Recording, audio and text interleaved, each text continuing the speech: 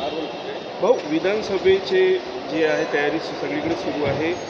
तुम्ही महायुतीसोबत जाणार आहात की महाविकास आघाडीसोबत जाणार आहात? महाशक्ती स्वतंत्र तुम्ही लढणार आहात. आणि किती जागांवर तुम्ही लढणार 288 आणि कधीपर्यंत जाहीर करणार आहात? जागा आता जाहीर करू ना. उद्या आमची संभाजीनगरला बैठक आहे.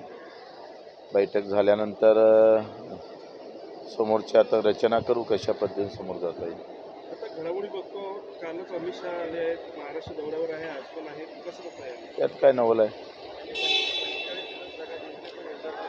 विदर्भात? त्यांनी लोकसभेत तसाच निर्धार केला होता. सक्सेस झाले नाही. महाराष्ट्र आहे ना, गुजरात थोडा आहे.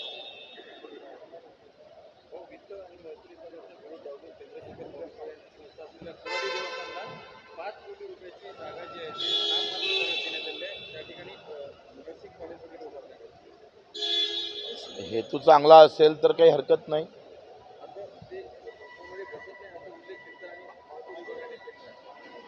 का चांगल्या हेतूसाठी नियम तर कधी कधी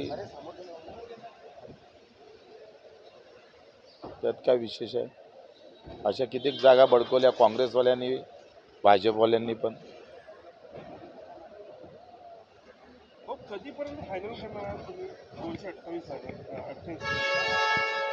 288 जागेची लिस्ट आता इतक्या लवकर काही फायनल होणार नाही. पण मला असं वाटतं का उद्याची बैठक झाल्यावर समोरचं आम्ही सांगू तशा पद्धतीने. काल अमित शहानी बैठक घेतली आणि निशाण 45चा फॉर्म्युला महायुतीसाठी दिलेला आहे आणि त्यात तुमची देखील जागा आहे. आमची महाशक्ती आहे. युती नाही ना आघाडी नाही. सरकार हम बनाएंगे. काल संजय राऊत असं बोलले आहे की एकनाथ शिंदे यांचं एन्काउंटर लवकरच जनता करणार आहे. संजय राऊत ते आता आकाशवाणी केंद्र आहे शिवसेनेचं, त्यांना रोज बोलावं लागतं, त्याच्यानं ते बोलत राहतात काहीतरी.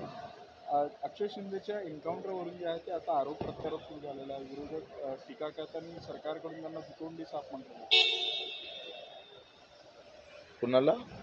अक्षय शिंदेवरून सरकार आणि विरोधक दोघांमध्ये एकामेकांवर टीका सुरू आहे. सरकार कडून त्यांना विरोधकांना दुतोंडी साफ म्हटलं जातं, तर विरोधक या सगळ्या एन्काउंटरवर संशय आहे. मला त्याच्यातली काही कल्पना नाही आहे.